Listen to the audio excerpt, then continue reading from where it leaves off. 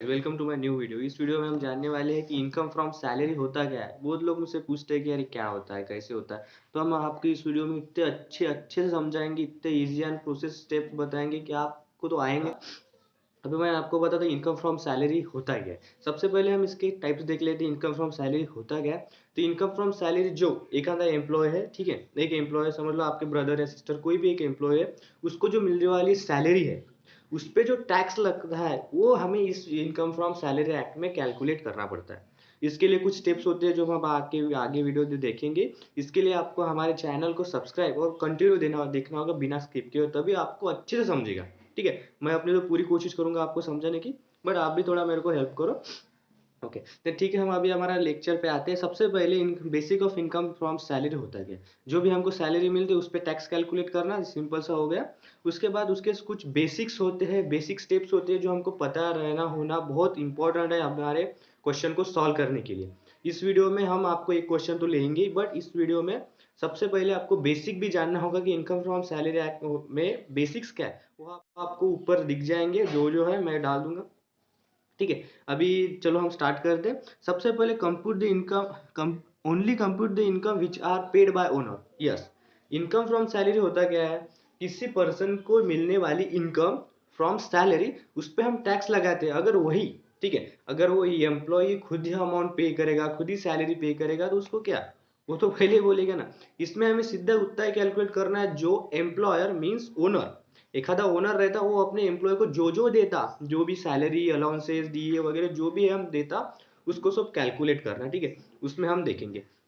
उसके बाद next process है बेसिक सैलरी मींस दो salary which are every employ pay monthly और ईयरली। यस, उसमें आपको सबसे पहले क्वेश्चन में दिखेगा बेसिक सैलरी। सब लोग कंफ्यूज कहाँ पे होते हैं बताइए क्या। बेसिक सैलरी मींस वो सैलरी समझ जाते हैं जो उनको टोटल मिलती है, नहीं। बेसिक सैलरी मींस वो सैलरी जो आपको बैंक में आती है। ठीक है, जो सैलरी आपको बैंक में आती है वो है बेसिक सैलरी। लेकिन पूरी सैलरी कैलकुलेट करने के लिए हमें इनकम फ्रॉम सैलरी को कैलकुलेट करना पड़ता। क्योंकि आप भी देखते होंगे, आपके ब्रदर बोलते होंगे मेरे को 50 लाख सैलरी है, 50 लाख पर एनम है, या 30,000 पर मंथ है, ऐसे बोलते होंगे। बट ये उनकी क्या है, ये उनकी टोटल सैलरी नहीं, इनको बैंक में आने वाली सैलरी है। अगर आप उनसे उनकी टोटल सैलरी मांगोगे तो उनको पता ही नहीं रहेगा, क्योंकि उनको भी नहीं पता उनको सैलरी कितनी है। इसके लिए हमें उसको पूछना पड़ता है कि तुमको अलाउंस कौन सा मिलता है, क्या मिलता है, उससे हम कैलकुलेट कर सकते हैं। ठीक है, तीसरे DA means giving an allowance due to increasing inflation. Yes, आज के जमाने आपको तो पता है भाव कितना बढ़ रहा, इसलिए वो भी एम्प्लॉय उसके ओनर्स को बोलते हैं कि देखो भाई भाव इतना बढ़ रहा है और आप हमारी सैलरी भी नहीं बढ़ा रहे। जो डीए रहता है, और डीए मींस जो सैलरी बढ़ाता, उसको बोलते हैं डीए। ठीक है, then next contribution to RPF exempted 12% of the salary. Yes, अभी नेक्स्ट प्रोसेस आता है फिर आरपीएफ। आरपीएफ तो आपको सबको पता होगा, रिकग्नाइज प्रोविडेंट फंड, जो एम्प्लॉयर एम्प्लॉय के देता है। और सब जो जितने भी बड़ी मल्टीनेशनल कंपनी होती है वहां पे एम्प्लॉयर प्रोविडेंट फंड होता है, जो उनको जब वो कंपनी से निकल जाते हैं, ठीक है, तब उनको मिलता जाता है। और एम्प्लॉय और ये जो आरपीएफ है इसकी क्वालिटी बताओ क्या। जितना जितना एम्प्लॉय खुद कंट्रीब्यूट करेगा उतना ही एम्प्लॉयर को भी करना पड़ता। ठीक है, मीन्स जब जाके वो टोटल अमाउंट बनती है और उसके बाद उसको वो जब तू जॉब छोड़ेगा उसको वो मिलती। इसको बोलती है income from RPF. But government क्या बोलेगी, ऐसा कैसा, तुम्हारे पास तो सैलरी आ रही साथ में तुमको आरपीएफ भी मिल रहा, उस पर टैक्स भरना पड़ेगा, क्योंकि ऑब्वियसली बात है वो भी इनकम है ना। इसलिए वो क्या करते उस पर टैक्स लेते। लेकिन टैक्स वो भी फिर एम्प्लॉय बोलता क्या सर पहले तो इतने सारे मिल रहे, इतने से मिल रहे, उस पर भी टैक्स लगाते। ठीक है, गवर्नमेंट बोलते ठीक है घबराओ मत, हम आपको आपके टोटल सैलरी में से 12% एग्जेम्प्टेड करके देंगे। प्लीज नोटेड दैट पॉइंट, ऊपर मैं आपको दे दूंगा। ये पॉइंट नोट करके लिखो, और जो भी मैं बेसिक्स बता रहा हूँ उसको प्लीज नोट करके लिखो, क्योंकि यही इंपॉर्टेंट है, इसी पे आपके क्वेश्चन आने वाले हैं। ठीक है, उसके बाद जो कंट्रीब्यूशन ऑफ आरपीएफ देखा हमने, 12% एग्जाम रहता। उसके बाद इंटरेस्ट भी आता। ठीक है, क्योंकि जब भी कंट्रीब्यूशन बैंक में पैसे भरेगा उस पर इंटरेस्ट भी मिलेंगे उसको। तो फिर गवर्नमेंट फिर से बोलेगी ऐसा कैसा, इस पे तो आपको टैक्स भरना पड़ेगा क्योंकि ये तो आपकी इनकम है। ठीक है, फिर वो भी बोलता क्या सर पहले तो टैक्स भर रहा मैं कंट्रीब्यूशन पे, उस पर भी टैक्स लेते। गवर्नमेंट बोलेगा नहीं भाई तेरी इनकम है, तेरे को टैक्स पे करना पड़ेगा। जब वो टैक्स पे करेगा तब गवर्नमेंट बोलती ठीक है, जान दे मैं तेरे को 9.5% एग्जाम्प्टेड दूंगा, तेरे जितना भी तेरे को इंटरेस्ट मिल रहा है वहां से हम तेरे को 9.5 एग्जाम्प्टेड 9.5% टैक्स एग्जाम्प्टेड करके देंगे, बाकी पे तेरे को टैक्स भरना पड़ेगा। ये है गवर्नमेंट का दूसरा रो। उसके बाद यस, और जब टोटल सैलरी का मीन्स क्या होता है, मैं सबसे सबसे इंपॉर्टेंट चीज तो बताने भूल गया। टोटल सैलरी मीन्स मैं आपको ऊपर दे दूंगा, इसको नोट कर लेना। Total salary means is equal to basic plus DA plus commission. जो बेसिक सैलरी मिलती है, साथ में जो डीए भी मिलता है, रिटायरमेंट बेनिफिट वाला, ठीक है, हमेशा याद रखना रिटायरमेंट बेनिफिट वाला लेना, क्योंकि क्वेश्चन में कभी कभी घूम फिरा के आते हैं, कभी 2000 डीए रहता है तो उस पर 1000 ही रिटायरमेंट बेनिफिट रहता, इसको देखना पड़ता है, ये हम आगे देखेंगे क्वेश्चन में। अगर अगर आपको भी ऐसे ही अच्छा लग रहा होगा तो प्लीज यार एक लाइक कर दो, क्योंकि अभी हमारे क्वेश्चन ही स्टार्ट होने वाले हैं, अभी मैं आपको बेसिक ही पढ़ा रहा। उसके बाद ठीक है, और उसके बाद इंटरेस्ट हो गया हमारा हाँ, क्योंकि जो बड़ी बड़ी मल्टीनेशनल कंपनी रहती है उनको साथ में कार्स भी दिए जाते हैं, आपको ध्यान होगा, आप देखते होंगे, तो फिर जो भी जितने भी बड़ी बड़ी रिलायंस इंडस्ट्री वगैरह, टाटा इंडस्ट्री, उनके एम्प्लॉय को कार देती है। गवर्नमेंट फिर से बोलती ऐसा कैसा, ये तो तुम्हारी इनकम है, तुमको फ्री में कार मिल रही, जाने आने का purpose, private official purpose car मिल रही, ऐसा नहीं। तो फिर उसमें टैक्स कैसे कैलकुलेट होगा, कार पे कैसे टैक्स कैलकुलेट होगा, गवर्नमेंट ने नियम बनाया, जब 1800 सीसी के ऊपर की गाड़ी रहेंगी उस पर 2400 पर मंथ का टैक्स लगेगा, और 1800 सीसी के नीचे जो रहेगी उस पर लगेगा 1800 रुपये पर मंथ का चार्ज।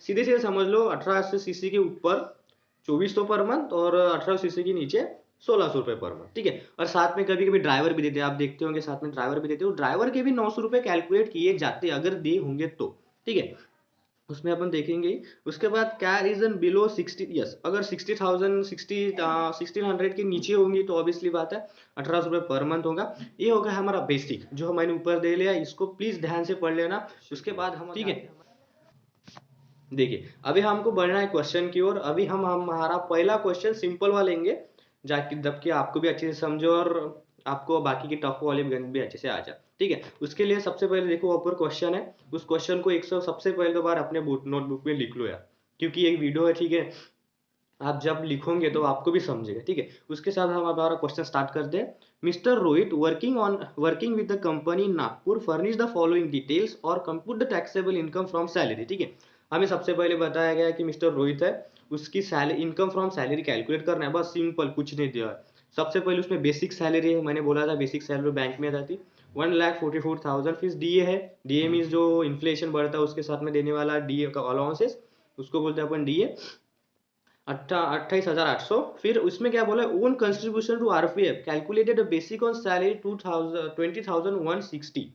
अब यहाँ पे थोड़ी गौर देने वाली बात है, क्योंकि ये जो बोल रहे ओन कंट्रीब्यूटेड मीन्स जो एम्प्लॉय है वो खुद कंट्रीब्यूट कर रहा, ठीक है। जब एम्प्लॉय खुद कंट्रीब्यूट कर रहा वो हमारे सैलरी में नहीं आता, क्योंकि सैलरी वो जो एम्प्लॉय वो खर्चे कर रहा, ठीक है, खर्चे कर रहा, वो इनकम नहीं आ रही उसकी, वो हमारे इसमें नहीं आता। लेकिन उसके नीचे देखो, employer contribution to RPF to ₹20,160, देखो मैंने अंडरलाइन कर लिखा है एम्प्लॉयर को।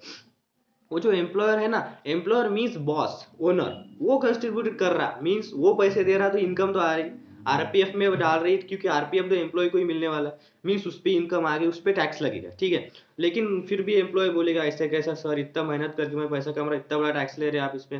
तो गवर्नमेंट बोलेगी ठीक है भाई, टेंशन मत ले, जो भी तेरी आरपीएफ है उस पर 12% एग्जाम्प्टेड करके टैक्स हो जाएगा, ठीक है। 12% एग्जाम्प्टेड कर लिया टोटल सैलरी से, और जितने भी आएगा उस पर टैक्स भर दे, ठीक है। वो भी सेटिस्फाई, हम भी सेटिस्फाई। उसके बाद आता बोनस, ठीक है, बोनस देते रहते कंपनी में ऊपर, लेकिन उसके भी टैक्स लगता, क्योंकि एम्प्लॉय को बोनस मिलना ये है एक इनकम, उसकी इनकम है, उसको टैक्स, उसको जो बोनस मिल रहा उस पर टैक्स लगता है, ठीक है। इंटरेस्ट ऑन आरपीएफ हमने अभी देखा था, आरपीएफ पे इंटरेस्ट मिल रहा 12% 40,000, अभी कंफ्यूज नहीं होने का, 12 पर 40,000 पे 12% निकाला नहीं, एम्प्लॉय को बैंक के तरफ से 12% उनके आरपीएफ पे इंटरेस्ट आया है, उसकी अमाउंट है 14,000 रुपए।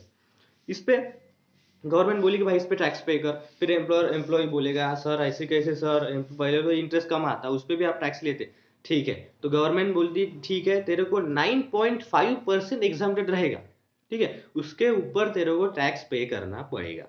और उसके नीचे भी है, he has provided a small car with have 1400 CC, sorry 1400 CC, for which the employer paid all running and maintenance cost, this car use for the personal as well as official purpose.